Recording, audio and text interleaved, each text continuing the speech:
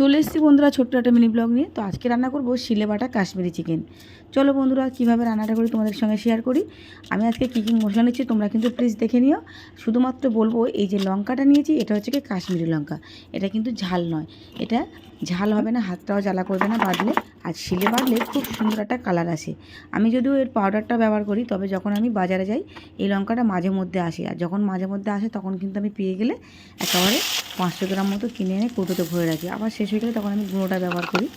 তবে এটা কিন্তু বাড়লে হাতটা জ্বালা করে না। তোমরা চাইলে মিক্সিতেও ঘুরে নিতে পারো, তবে শিলে বাড়লে খুব সুন্দর কালার আসে।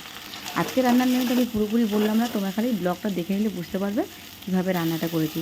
এখানে কোনো আলুও ব্যবহার করি, শুধু চিকেন দিয়ে রান্নাটা করছি। যেহেতু আজকে আমি বাড়িতে ইলিশ মাছ রান্না করেছি, আমার 2 ছেলে আবার কাঁটাওয়ালা মাছ খুব একটা পছন্দ করে না, তো ওদের জন্য এই চিকেনটা বানিয়ে দিলাম। বন্ধুরা আজকে ছিল এটাই ব্লগ, কেমন লাগলো কমেন্ট করে জানিও।